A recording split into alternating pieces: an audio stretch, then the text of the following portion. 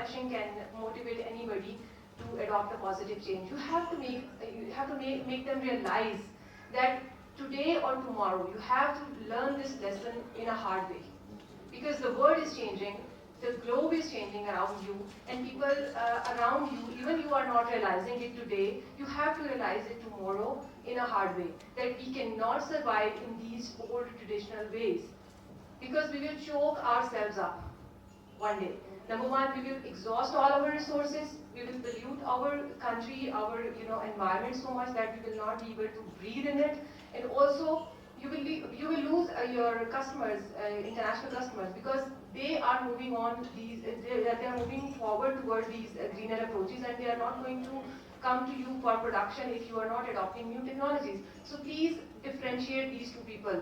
This is the only way that you will motivate those who are already, they have started, this journey, and they will be, if you give them like subsidies or tax relaxations, and if you will, facilitate them, then the others who are not doing it will be motivated to do that. Otherwise, there is no other way. And I think public is the, soft target always to, what I can say, that we implement our harsh policies on them mostly, but the industry and the, I would say this private sector is the big fish. We cannot catch it, I think. They always find a way because they have connections and they sorted their ways out, and you have to be stricter on them.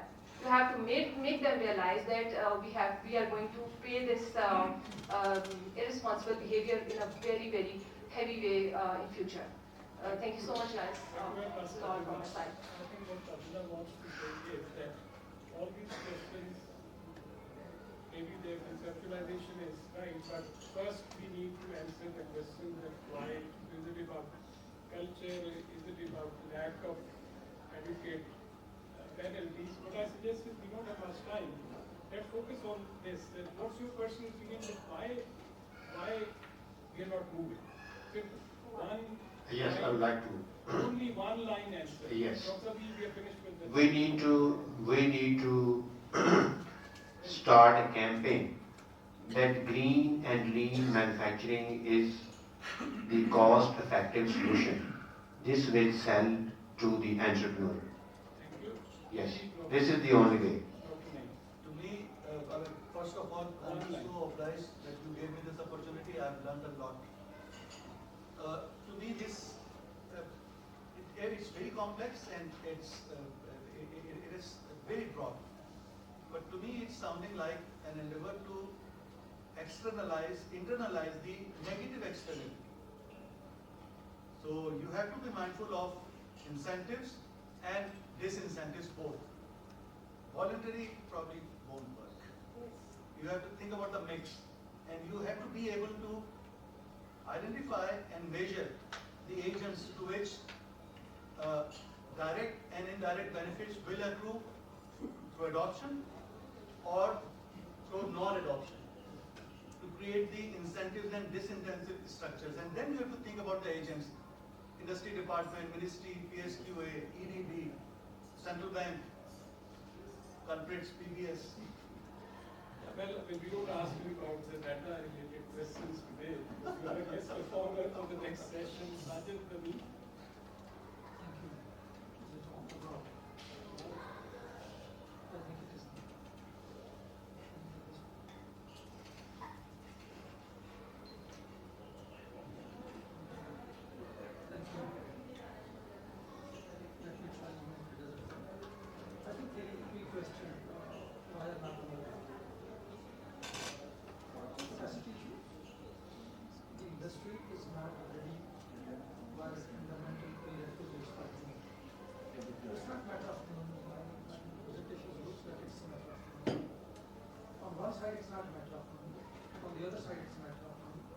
We are letting the economic case.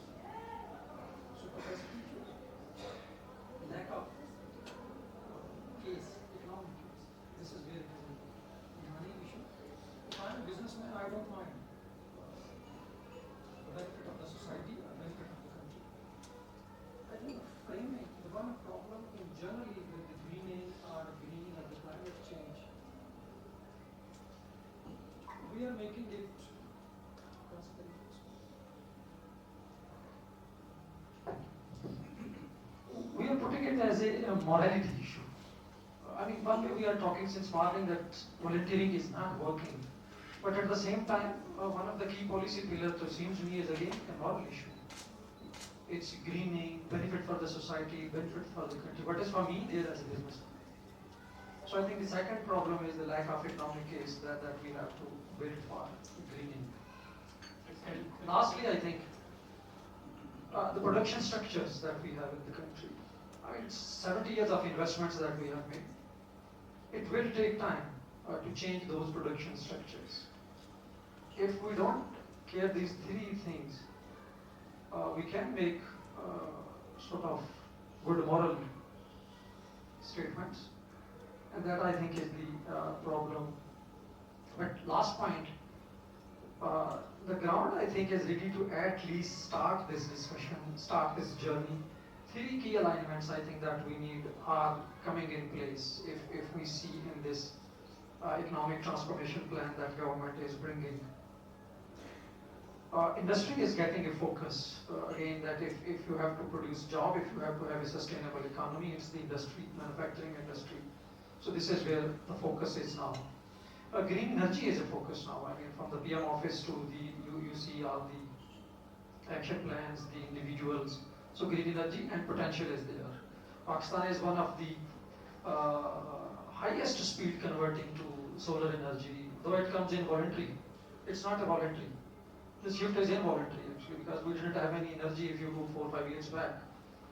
In hot summers, the households were really running out of electricity, so they find solar as an option. So this is involuntary, but we can catalyze. And the green financing. I think central bank, the government, Minister of Finance, they are all pushing green financing. So these three alignments are there, but it is about to do. When I was reading the timeline, 0 to 1 hour, and 1 to 3 hours, and 3 to 5 hours, I was really worried.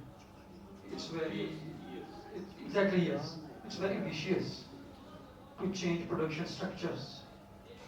I mean, 5 years to me is just an awareness and advocacy campaign time that you need to make an economic case. And lastly, honestly, when we make this greening industry an issue of climate change ministry, we are seeding it fundamentally wrong. It's an economic issue. It's productivity issue. It's Ministry of Finance's issue. To me, non-green industry, unproductive industry is a macroeconomic problem. If it relies on non-green energy, the oil imports, balance of payment crisis, so I think Ministry of Finance should also be on this table because this is key issue. Thank you. Good. Thank you very much.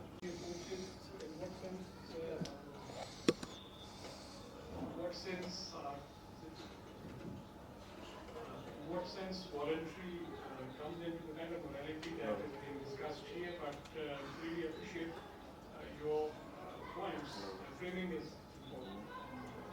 The role of Ministry of Climate Change and capacity of industry. So that is Amin, you are the next, and then Mr. Zulifqar, Younas, and then we end the round.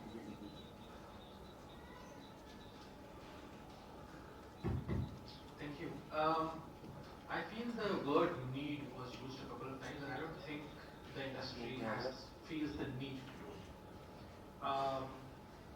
it. One way of getting rich is to appropriate wealth, appropriate value, and when Naeem talked about externality, that's basically appropriating somebody else's value. So you create, you externalize the cost, you internalize the profit. So I feel the need isn't there. And secondly, there's rich economic literature that says there's always inertia to technology adoption. The fundamental points that they put forward, I think they are very doable. That's how I feel it. But I agree with the last comment that it's maybe 2-3 years is too ambitious. But if we can have enough advocacy against the for one, and two, if there's a genuine push for enforcement. For example, in textile, the industry for the last 2-3 years is already moving on to higher standards, even though the EU New Deal for textile is not coming into effect fully fully until 2030. But they know it's coming into effect. They're already working on it. But only the firms who are exporting to the EU. And the rest of them, those who are supplying to domestic customers, are not concerned at all. They're not even bothered. So my point is, need is maybe not there. We have to create that. And you have to go with both policy structures that help as well as incentivize adoption towards green technology, but also have that stickman that tells them, unless you do this, this enforcement is coming through. Thank you. Sir, thank you very much. First of all, Dr. Sadr Suhail, Executive Director, Social Protection Resource Center, Madam Dr. Stephanie Blankenburg, Ambassador Dr. Saleem, President, Institute of Regional Studies. Ladies and gentlemen, thank you very much for SPRC to give the floor to Ministry of Climate Change. Let me just address first what we were discussing, and then I have a few more things to share that I'll later on come to those.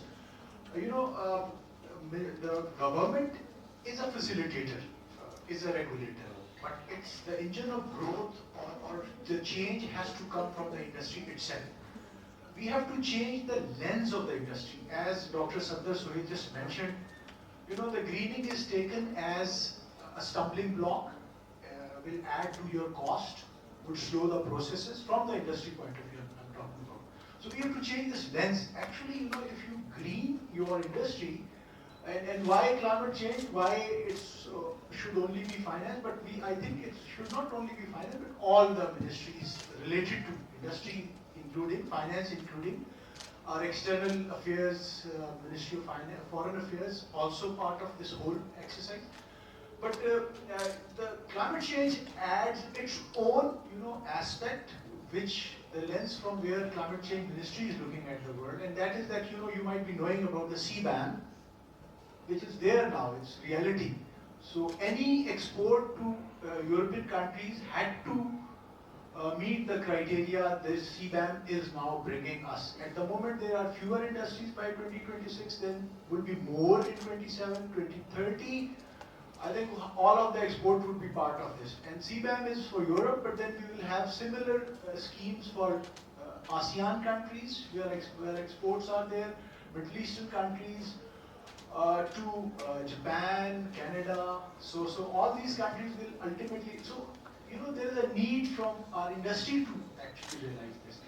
And the second thing is that the greening is important because we have to decarbonize our economy, because we are facing health issues. Our public is suffering because of the carbonization of our economy. So we have to.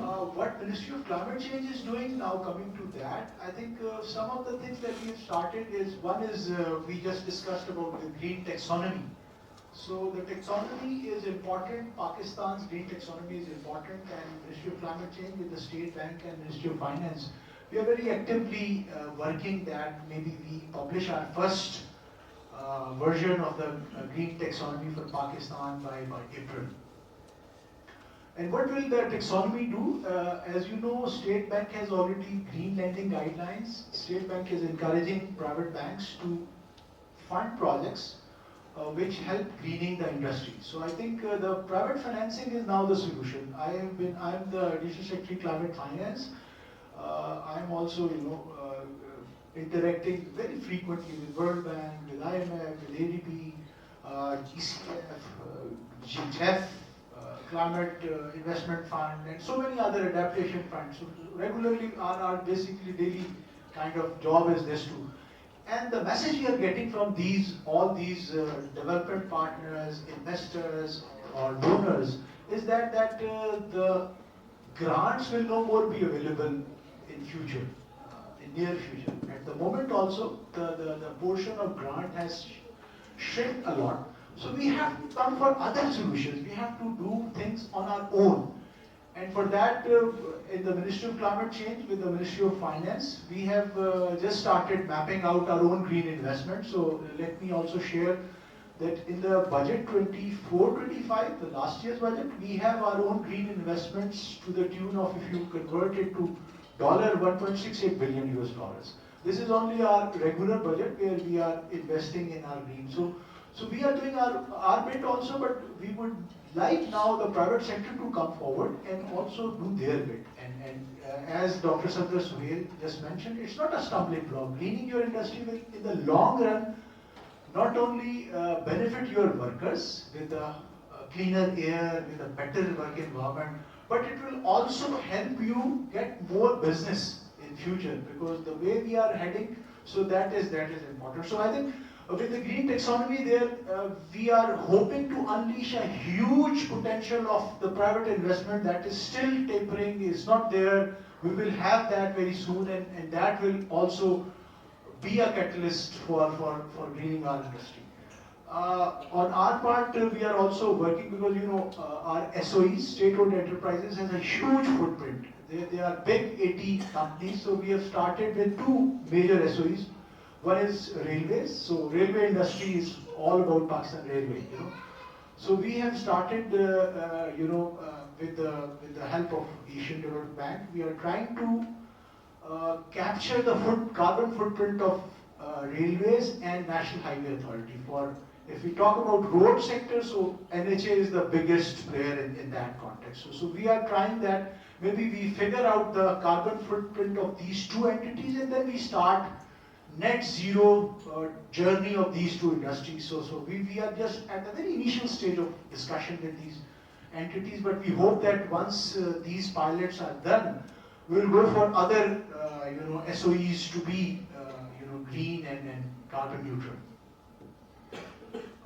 We have also, with the help of Ignite, you might be knowing Ignite is a platform and a very dynamic organization helping IT startups and IT companies. With NUST and Ignite, we have started a Green Tech Hub. So we are promoting our young entrepreneurs, IT entrepreneurs, or even from other fields, to come up with innovative solutions, startup solutions, where we can find funding for them from different climate finance sources, and then these startups contribute to the greening of our industry. So that is another thing that we are doing. And we have finalized our 5-year strategic growth plan for climate and environment. And one of the major component of that is the green jobs. So we are concentrating on green jobs with the help of industries and other relevant ministries. We are targeting how to enhance the number of green jobs within our industry, within our economy, and then gradually we would like that should be increased. CPEC is a game changer. We are working very closely with our brotherly country China for CPEC. So we have proposed green corridor along the CPEC. So we are working with the CPEC authority, team here in Ministry of Planning, and we have developed a kind of a roadmap for greening the CPEC. Coming to the regional integration, what Stephanie mentioned, I think we are doing a few of the initiatives. They are there.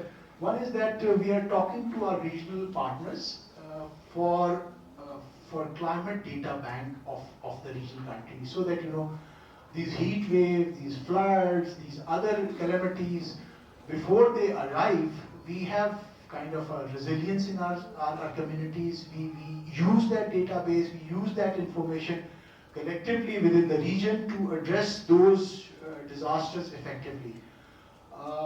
In the regional context, CARIC is very active with us, with the Central Asian region. We are doing a number of projects with CARIC on greening, on climate, on infrastructure, so that also also regional industrialization, that is also there. And then SASIP is another important organization, South Asian Cooperative Environment Program, which is helping us reduce plastic within the region, and Pakistan is very active member of SASIP, and we have a National Plastic Action Plan with the help of SASIP. We have other plastic regulations, single-use plastic regulations, so many things that we are doing with. Then we have this Climate Vulnerable Forum of V20 countries. This is not exactly a regional bloc, but this is a bloc of vulnerable countries. So we are very actively engaged with the CTF and V20 to come up with the solutions, climate solutions, to come up with a common problem that the developing vulnerable countries have is the lack of financing. Because Pakistan, as you might be knowing, as per World Bank disaster report, we need $348 billion to meet our disaster challenge. So we don't have that much money, but we are collaborating with our regional partners, with our vulnerable countries to basically come up with a solution, a joint solution. And I think for COP30 we are planning a session at the COP, a high-level session, whereby we collaborate with these partners to make. With the Asian Development Bank, we are doing a very good regional project on glacier, preservation, recharging our glaciers, and also the whole biodiversity along the glacier to farm. That is kind of $3.6 billion project already at the design stage. I think that would also help us. All in all, the proposal of Asia Green Development Partnership Network is very encouraging for us. We would definitely love to be part of that initiative, and we would look forward to how Pakistan can contribute to that. So I think these are some of the words. Thank you very much also once again for inviting Ministry of Climate Change. Thank you very much. Bless you. The active participation and contribution of your ministry has been critical in the discussions here. It's important that your ministry and other ministries we had science and technology and MOIP also actively participating in that. And thanks a lot for very detailed and holistic rundown of the very good, promising activities ongoing and on the track. So that communication effort is also important. That the business community, the media, other government agencies know what is coming soon. And thank you very much also for slipping us in the last conversation that it's not a session as such, a conversation on regional green policy development network, but I would like Jauhar also to come into the discussion before I ask Stephanie to, but he has a comment about this. Thank you, Dr. This is not my main topic today, but just take a couple of comments on this green industrialization. It seems like a fancy concept, but I think this is the way of the future. That's where the world is heading to. And as is the case in many other areas, if we miss this boat, I think we'll probably be in a deeper trouble.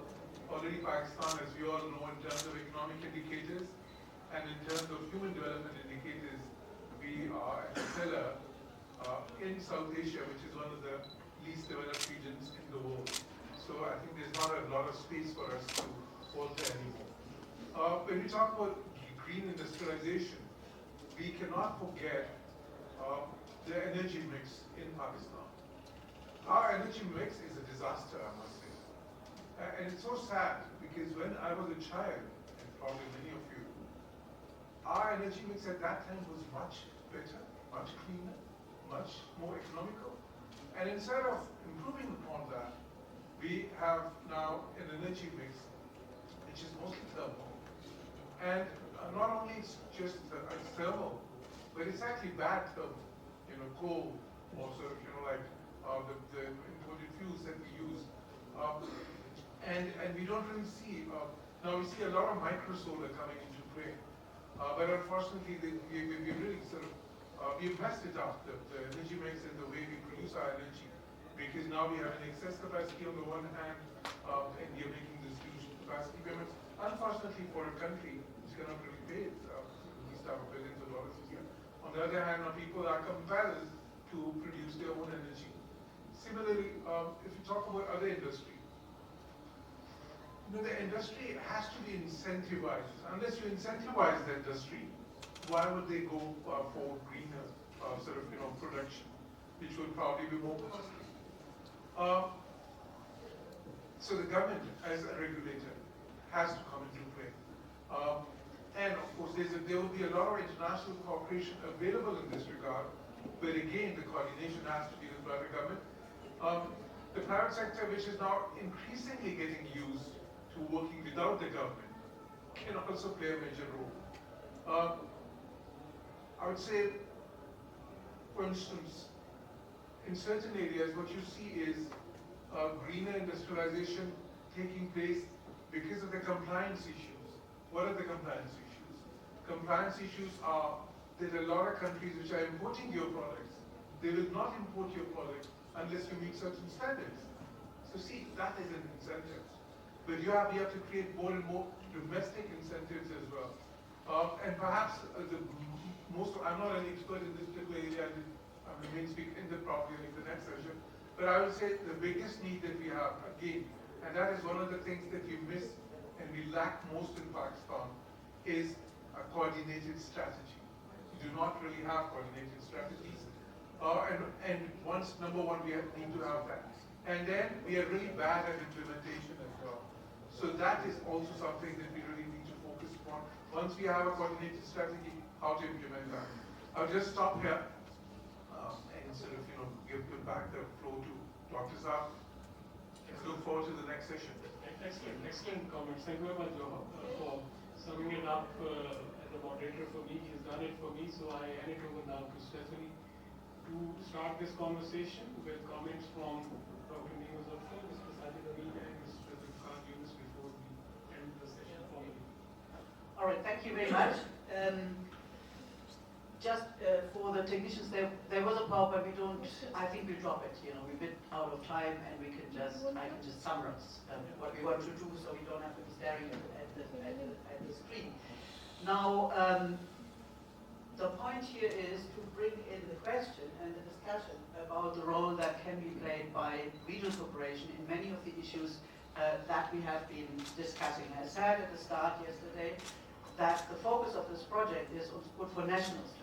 So national strategies are central. But at the same time, the project also will offer a component of a informal space and platform for many of the policy discussions and experience that we have raised here.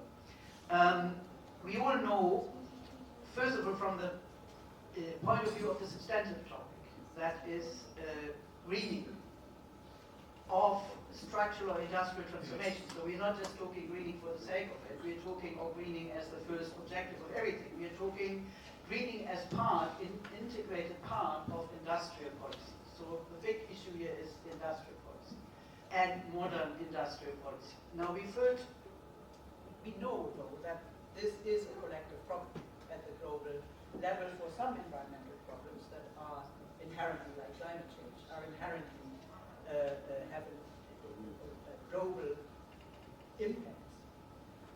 Others are like overuse of commons and so on, can be much more locally concentrated in their impact. So there is not necessarily a unity there. And we also know, and this is part of UNCTAD's approach to structural transformation, that if there is a transition needed, if reform is needed, we want it to be just.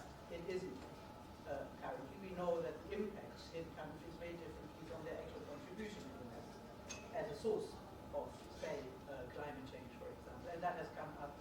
Is this still on? Oh, I have a loud voice anyway. Oh, okay. I've got it back, have I? Okay, thank you. I'm used to talking to big rooms very loudly. Okay. So we know that we face difficult negotiation problems, negotiating the now and the future for future generations. We've heard younger people here impatiently asking for how we're going to solve the big problems, such as water shortage. We know that we are facing winners and losers in whatever kind of reform is put through, for example, to make industry feel the need to engage in greening practices. That means resistance. That needs to be negotiated, for example. And we know that at the multilateral level, we have no enforcement mechanisms, full stop. We don't have, or we have half-hearted financing mechanisms that are not, very effective, but we certainly do not have enforcement mechanisms other than indirect ones, for example, through standards, international standards that affect exporting industries, for example. So these are shared big problems. Whether the problem is big and has to be faced at the macroeconomic level because it is a cross-sectoral issue, or whether the problem is focused, is maybe in the domestic national economy and is sectorally specific. These are the problems we face. So our rationale for the importance of cooperation is that this means that even if we want to focus on the national strategies in the national context at different levels of, can I say, comprehensiveness of addressing the problem, there is a lot to be gained from regional cooperation, informal dialogue and experience exchange about those national strategies. We know that there is a relatively populated landscape for regional cooperation.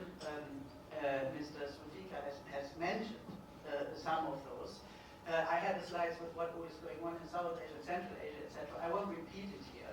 It's quite a lot, but a lot of this is formal. What we want to do as an international organization and as UNCTAD is simply provide an online informal platform through membership hosted by us, but run in detail that we will still work out by the members of this to provide a structured approach to exchanges. And I will give you that are core elements of national strategies. So the focus there is reinforce the national strategies, but identify common areas of problems, possibilities for cooperation, for exchange. And I'll give you, and keeping it informal, so that we're not lumbered, and in the UN we of course know all about this, lumbered by formal membership procedures, by presidents and heads of state having to agree to it, etc. But that will be the sort of broad outline of it, supported also by an online course that Maria mentioned there, where we will share the country experiences, country papers, and will provide a possibility to enter in the comparative dimension. But the most important aspect of this would be, and in our view this is really quite important, that it is South-South really. So it is built on the kind of local solutions that we have discussed here yesterday and today, while also recognizing shared limitations or the binding constraints that were originally discussed. And we can tell you from the other national consultations that we have there a lot of shared concerns. Now I'll just give you, so this is meant to be about South-South economic cooperation, not about economic cooperation generally, South to South, in order to confront and find where it is appropriate common ground for policy responses. That's where the impact of those policies are the same. I'll just keep it to a few examples to highlight what we think is the importance of this. And that have been discussed here. I just took a few ad hoc notes. For example, there has been much emphasis today in this very important exchange, I think, on the need to change, revitalize, reimagine the relationship between academia, business, and government. Business and government on the one hand, academia and government and business on the other, or the three together. Now this is of course something which is happening in all four project countries, and which is happening elsewhere. Now this doesn't mean that there would be a ready-made solution in Malaysia or in Turkey or in Kazakhstan. But what the platform would be for is to say, okay, this is the problem we face, this is our history. And you would probably quite quickly find common issues, common concerns, and parts of solutions that could be exchanged in approaches to this. Similarly, say how to deal with the SOEs. There's a history of that in Malaysia, for example, and there could, in my view, probably be between yourselves a really useful exchange. CBAM is an obvious one. It's what's called, I'm not really on record, but I'd say kind of hidden protectionism, which we No, it is, and there, for example, discussed collective responses to this could certainly be helpful.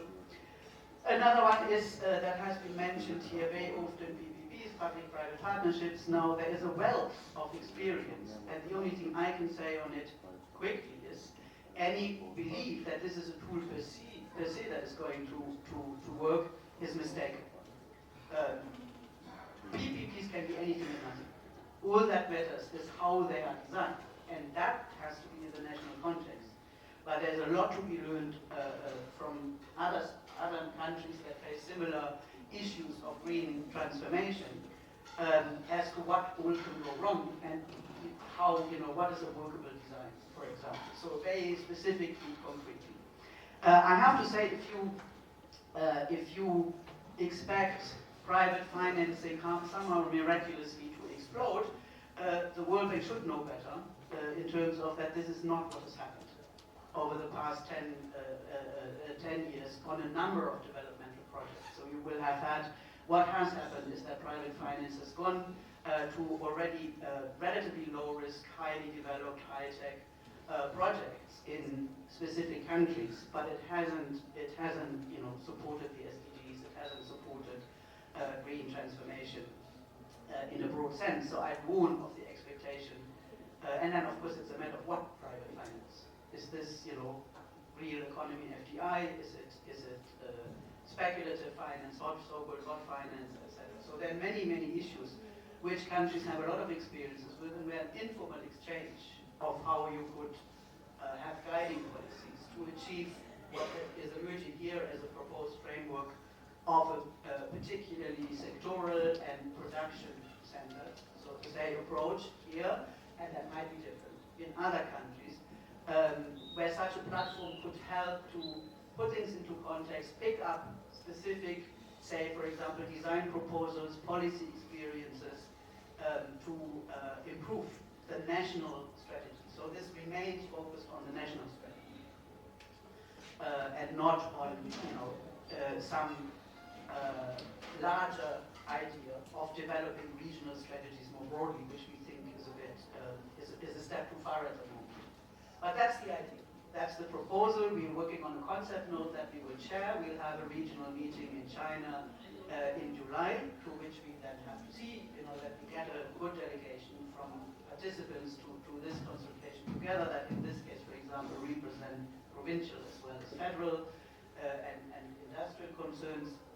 So we need to discuss this, plus then provide this online platform. So what I'm looking for here, and Maria and I are looking for here, is your feedback on that. Do you think that's worthwhile?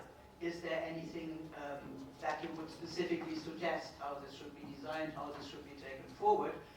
We can have a few responses now, but we will of course be available also for your direct inputs later on. We could reach out to them formally with this question then, and to get process the feedback and give it to you. Start from Sajid has just got some. Sir? Yeah. Would you like to still give a comment? We've done that.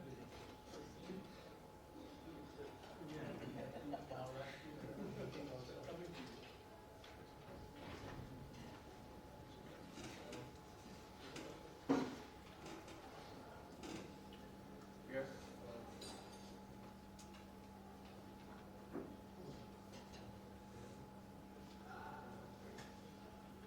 Thank you. Dr. Snafini, there are some very apt comments.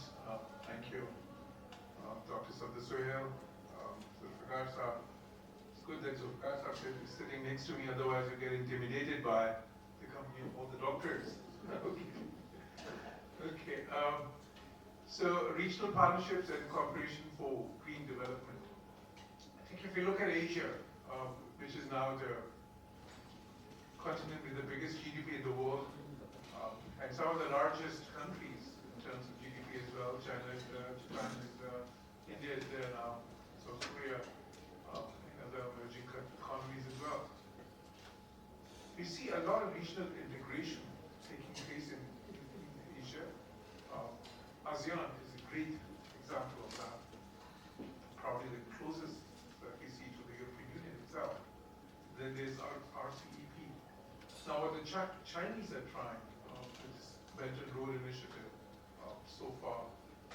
Its footprint in Asia is concerned, and that's very encouraging as well. But despite that, what we see, there is not a whole lot of cooperation in South Asia in terms of what is required in the area of promoting climate resilience or climate change mitigation in all these areas. There's a lot of room, there's a lot of space for enhancing this cooperation. But let me come to now this particular region, South Asia itself. Unfortunately, this region of ours, which houses 25% of the world's population, it's a very small region in terms of its geography, but 25%. So every fourth person on the planet lives there. But sadly, it is one of the least integrated regions in the world as well. Only 5% of the intra-regional trade, or 5% of the trade of these countries is intra-regional.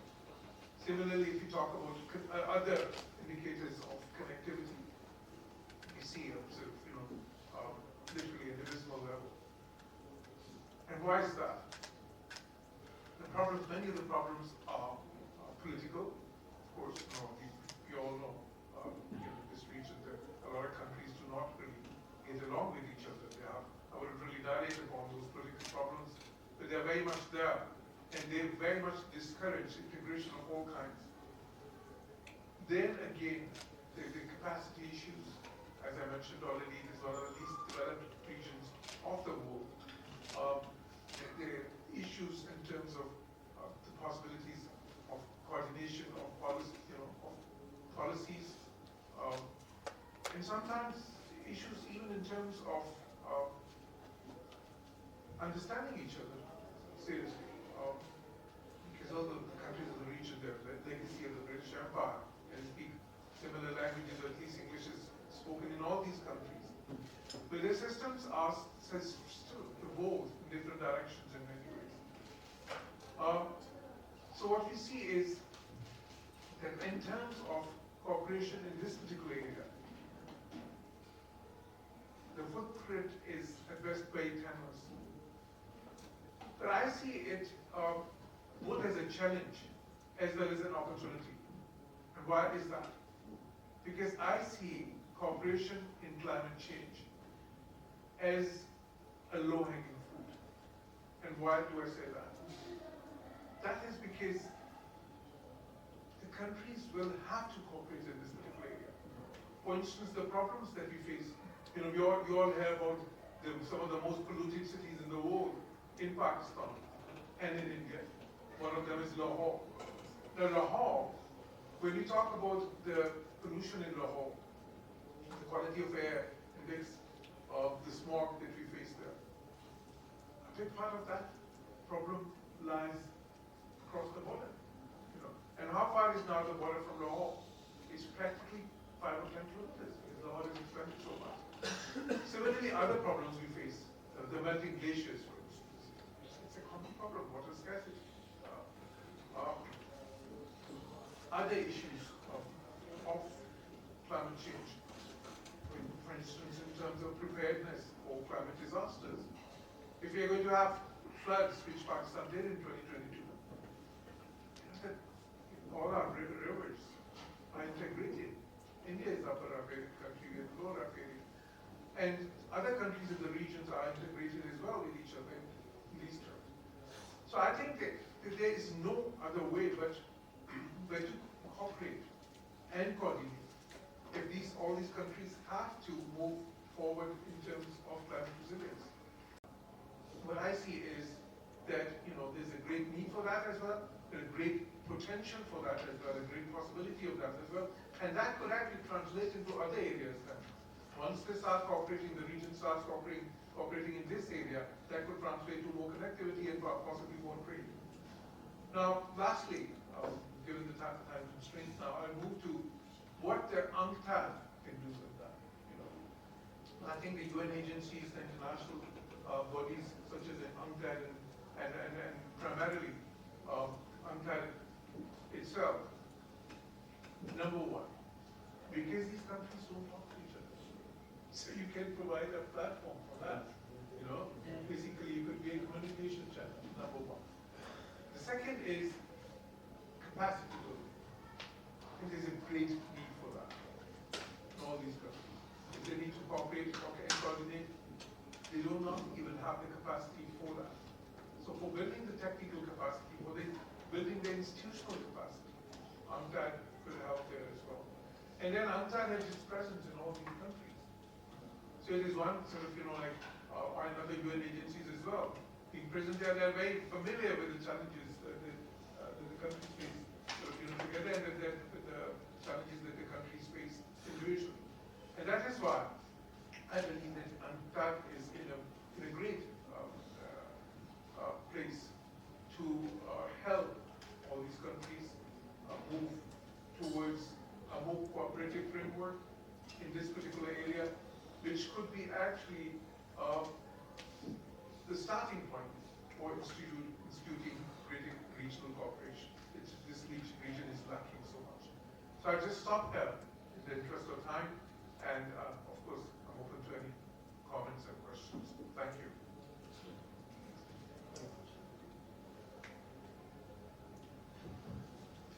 Thanks a lot.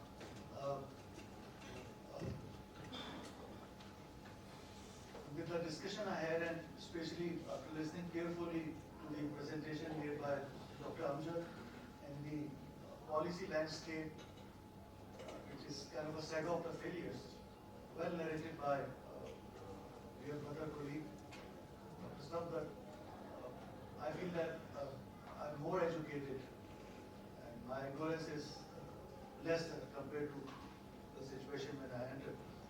Now, probably you can recall that when I made a comment shortly back, I said that PBS is one of the culprits.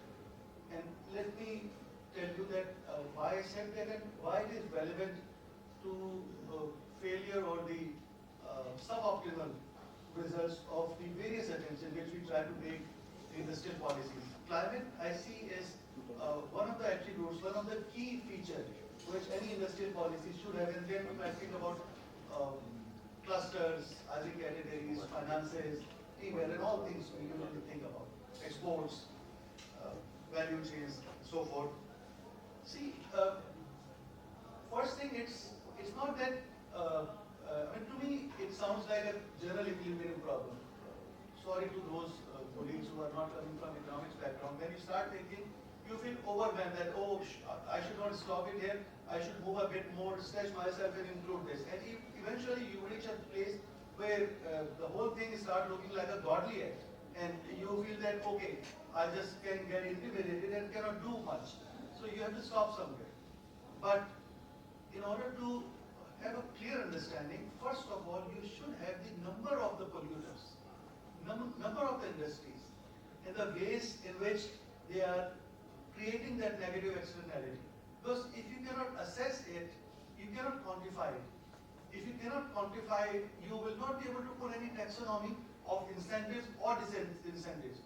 And if you cannot do that, you will not be able to think clearly about the agents who should be in that incentivization or disincentivization value chain at several levels, national and sub-regional. So that's why PBS is culprit. Because PBS have not been able successful in getting that data of different economic units, industrial units. Then you can think of doing some surveys and assessing their contribution. And then you can think of incentive or disincentive. That's why PBS is culprit. It is the remorseful and regretful past. And now I should talk a little bit. It's not a selling pitch of PBS that we have corrected ourselves a bit at least. We did census, India did household and population census last year, 2023 in fact. And we added a module on capturing the economic nature of the structure. And it was a mischief. They did not seek the nod of demographers, otherwise they would have never let you do it. They will pounce on you. Hey, we won't let you do it. You will bring in some bias or do something by which you will make these results doubtful, so they won't let you do it. Anyhow, we gathered that data. and after a lot of cleaning, verification, now you have economic census of Pakistan, which was not existing ever since Pakistan came into existence. I mean, it's something which should embarrass us, but anyhow, that is the actual situation. So now we have form of economic census. Now you have information of 2-digit as a category, different kind of clusters prevailing in parts of Pakistan, and now you have instrument on which you can layer the information of their contribution and can think of not only industrial policy, not only growth policy, not only allied credit policies, not only TVET, not only EDP, not only lean and all good things we have been listening to, but you can also think about climate, goods and bads. So, as far as the regional aspect is concerned, I think Jauhar Saab has made nice comments, so has Stephanie, and I would prefer to be a learner because I don't know much about that. What I knew about this policy development, I mean that's also the lack of data has been one of the limiting factors. We have not been able to make the industrial policy. Because if you do not know the clusters, their size, if you do not know the direct and indirect benefits which can accrue, you cannot identify the stakeholders, the agents. So it has to be thought through clearly, but in a human way, not in a godly way. Otherwise, you won't be able to do it. Thanks a lot.